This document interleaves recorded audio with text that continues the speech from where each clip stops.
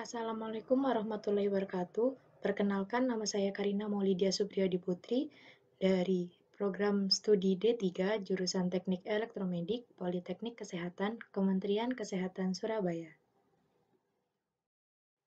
Di sini saya akan menyampaikan proposal saya dengan judul SpO2 dilengkapi dengan SpO2 Phantom. Isi dari proposal saya yaitu bab 1 pendahuluan yang berisi latar belakang, batasan masalah, rumusan masalah, tujuan, manfaat. Bab 2 berisi tinjauan pustaka, yaitu ada pulse oximetry, SpO2 Phantom, peredaran darah, dan oksigen dalam darah. Kemudian bab 3 metodologi berisi diagram blok dan diagram alir. Yang keempat yaitu bab 4 jadwal penelitian yang berisi jadwal kegiatan. Pertama yang kita bahas adalah bab 1 pendahuluan, dimulai dari latar belakang. Pulse oximetry merupakan perangkat non-invasif yang menggunakan dua frekuensi dari cahaya LED merah dan inframerah. Tujuannya untuk menentukan persentase dari hemoglobin dalam darah yang mengikat oksigen. Persentase tersebut dikenal dengan saturasi oksigen dalam darah atau SpO2. Persentase saturasi oksigen normal pada manusia sama pada seluruh jenjang umur, yakni 95% hingga 100%, baik bagi bayi baru lahir maupun lansia. Jika saturasi oksigennya di bawah 90%, itu dianggap rendah, misalnya saja hipoksemia. Kadar oksigen darah di bawah 80% memungkinkan penurunan fungsi organ seperti otak dan jantung, dan harus segera ditangani. Untuk memastikan agar pulse oximetry bekerja dengan baik, diperlukan metode kalibrasi yang tepat. Kalibrasi sendiri menurut Permenkes nomor 54 tahun 2015 adalah kegiatan peneraan untuk menentukan kebenaran nilai penunjukan alat ukur dan atau bahan ukur. Alat kesehatan secara berkala wajib dilakukan pengkalibrasian, paling sedikit 1 tahun sekali. Pulse oximetry merupakan bagian dari beberapa alat kesehatan yang harus dikalibrasi. Alat kalibrasi dari pulse oximetry ini yaitu SpO2 Phantom atau SpO2 simulator. SpO2 Phantom ini di pasaran telah tersedia simulator parameter vital kesehatan tubuh, akan tetapi harganya relatif mahal. Mengacu pada daftar e-katalog yang merupakan bagian dari sistem pengadaan barang milik pemerintah Republik Indonesia, harga simulator kadar oksigen mencapai kisaran 100 juta rupiah. Berdasarkan telusur pustaka dengan judul Implementasi Regulator Oksigen Otomatis berdasarkan tingkat pernafasan menggunakan logika fusi pada tahun 2015 oleh Sugondo Hadioso dan kawan-kawan. Pada penelitian ini diusulkan desain regulator oksigen otomatis pada sebuah alat bantu pernafasan yang berfungsi untuk mengatur tekanan atau kadar oksigen yang dikeluarkan. Kondisi ini disesuaikan dengan tingkat pernafasan pasien. Kemudian yang kedua ada judul Proof of Concept Simulasi Kadar Saturasi Oksigen dengan Evaluasi Pulse Oximeter pada tahun 2018 oleh Fuad Ugi. Pada penelitian ini mengembangkan simulator SpO2 dengan biaya rendah, menggunakan komponen elektronika umum yang ada di pasaran.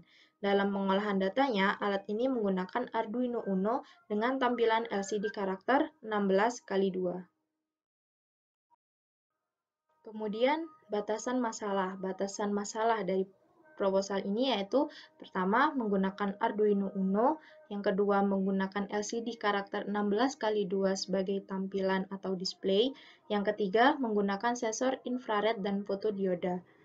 Untuk rumusan masalah, dapatkah dibuat alat rancang bangun SpO2 dilengkapi dengan SpO2 Phantom? Selanjutnya untuk tujuan, ada dua yaitu tujuan umum dan tujuan khusus. Tujuan umum ini adalah perancangan alat rancang bangun SpO2 dilengkapi SpO2 Phantom. Untuk tujuan khusus, yang pertama, memfungsikan Arduino Uno sebagai pengontrol alat secara keseluruhan. Yang kedua, membuat program pada Arduino Uno untuk menampilkan data ke LCD karakter 16x2. Selanjutnya yaitu manfaat. Manfaat teoritis yaitu yang pertama, menambah wawasan dan pengetahuan tentang alat kalibrasi, khususnya dalam alat kalibrasi SpO2 Phantom. Yang kedua, untuk referensi bagi peneliti selanjutnya. Manfaat praktis yaitu sebagai alat kalibrasi dari pulse oximetry sehingga dapat menentukan kelayakan untuk digunakan oleh pasien. Selanjutnya kita akan membahas bab 2, yaitu tinjauan pustaka. Untuk yang pertama adalah pulse oximetry. Pulse oximetry merupakan perangkat non-invasif yang menggunakan dua frekuensi dari cahaya LED merah dan inframerah dengan tujuan untuk menentukan persentase dari hemoglobin dalam darah yang mengikat oksigen. Hemoglobin yang mengikat oksigen disebut dengan oksihemoglobin atau HbO2. Hemoglobin yang tidak mengikat oksigen disebut dengan deoksihemoglobin atau Hb. Kadar saturasi oksigen dalam darah arteri atau SaO2, arterial blood oxygen saturation, menunjukkan persentase jumlah HbO2 terhadap jumlah hemoglobin dalam darah. Kemudian yaitu SpO2 Phantom. SpO2 Phantom ini digunakan untuk menyimulasikan perubahan intensitas cahaya yang disebabkan oleh penyerapan cahaya oleh darah. Di pasaran telah tersedia simulator parameter vital kesehatan tubuh, akan tetapi harganya relatif mahal. Kemudian, peredaran darah. Jantung memiliki fungsi penting bagi sistem peredaran darah manusia. Jantung ini memompa darah ke seluruh tubuh dan membawa oksigen ke setiap sel.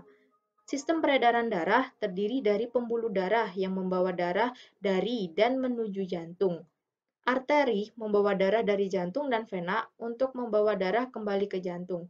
Sistem peredaran darah manusia membawa oksigen, nutrisi, dan hormon menuju ke sel serta membuang limbah seperti karbon dioksida. Selanjutnya yaitu oksigen dalam darah. Darah ini merupakan sistem transportasi tubuh yang membawa zat-zat yang dibutuhkan oleh tubuh dan mengedarkannya ke seluruh tubuh. 97% oksigen yang ditransport dari paru-paru ke jaringan terikat dengan hemoglobin, dan sisanya 3% terlarut dalam plasma. Darah terdeoksigenasi masuk ke jantung, kemudian dipompa ke paru-paru untuk diberi oksigen. Dalam proses oksigenasi, darah melewati alveoli paru-paru yang merupakan tempat pertukaran gas atau difusi. Karbon dioksida atau CO2 dilepaskan dan diberi oksigen. Setelah itu, darah dipompa kembali ke aorta.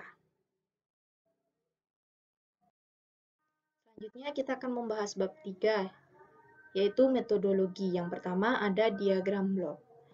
Diagram blok ini sebagai sensor cahaya yang digunakan adalah fotodiode dengan tipe OPT101 yang telah terintegrasi dengan transimpedance amplifier. Sensor ini berfungsi untuk mendeteksi perubahan cahaya dari alat referensi. Sebagai controller digunakan Arduino Uno. Control setting berfungsi untuk mengatur berapa SpO2 yang kita inginkan. LED driver dibuat customized berbasis digital to analog yang memiliki dua keluaran analog. Untuk sumber cahaya merah dan inframerah digunakan LED combo yang diambil dari alat pulse oximeter murah yang ada di pasaran. Tampilan atau display akan menampilkan data yang ada pada controller, yaitu kita menggunakan LCD kristal 16x2. Sebagai display dan input setting control masih menggunakan terminal komunikasi serial dengan antarmuka komputer. Yang selanjutnya ada diagram alir. Start di sini adalah kita menyalakan dari alat, kemudian menyeting heart rate dan level dari SpO2. Setelah menyeting, maka terjadi proses pulse timing direction. Di sini akan menghitung denyut nadi, kemudian lanjut ke amplitudo calculation, akan menghitung amplitudo yang mengaktifkan LED untuk dibaca oleh SpO2 atau pulse oximetry. Selanjutnya adalah bab 4, yaitu jadwal penelitian. Untuk yang pertama, dengan bentuk kegiatan pembuatan desain sistem akan dilakukan pada minggu pertama. Untuk proses simulasi akan dilakukan dari minggu kedua hingga keempat. Proses perhitungan dimulai dari minggu ketiga hingga kelima. Seminar dan publikasi dilakukan pada minggu ke-6 hingga ke-7 dan pelaporan tugas akhir akan dilakukan pada minggu ke-8. Sekian presentasi proposal dari saya. Terima kasih. Wassalamualaikum warahmatullahi wabarakatuh.